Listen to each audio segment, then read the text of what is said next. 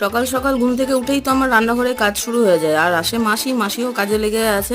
আমি এদিকে পোস্তটা বেটে নিচ্ছি, শিলনোড়ায় বাটি, ততক্ষণে আবার মাসিকে চা দেওয়ার টাইম হয়ে গেছে, মানে হুটো পাটি। তারপর আবার এদিকে ফোন এসেছে কুরিয়ার থেকে, মানে ডেলিভারি এসেছে অনলাইন থেকে, সেটাও নিতে হলো। এদিকে ডাল, এদিকে আলু পোস্ত ঝটপট ঝটপট বানিয়ে নিয়েছি। টিফিনও বানাতে হবে, ম্যাগি, এগুলো সব একসাথে বানিয়ে নেবো, আমারও টিফিন, রঞ্জনেরও টিফিন।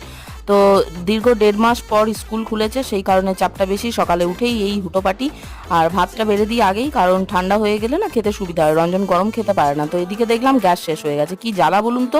আজকেই গ্যাসটা শেষ হতে হলো, রাতের দিকে হলে তাও সুবিধে ছিল। তো রঞ্জনকে ডেকে গ্যাসটা লাগিয়ে এদিকে ম্যাগিটা বানিয়ে নিলাম। ম্যাগি বানিয়ে নিয়েছি, খাবার এখানে রেডি করে দিয়েছি। রঞ্জন ওপর থেকে নেমে এলেই খেয়ে নেবে। আমার জন্য ম্যাগিটা রেখে রঞ্জনের টিফিন বক্সে দিয়ে দিয়েছি, ঠান্ডা হয়ে গেলে বক্স লাগিয়ে দেবো। রঞ্জন এখানে খেয়ে তারপর বেরোচ্ছে। বেরিয়ে গিয়েই আমার শান্তি নয়, কারণ বেরিয়ে যাওয়ার পর এবার অপেক্ষা করছে বাড়ির সমস্ত কাজগুলো আমার জন্য, এবার সারবো।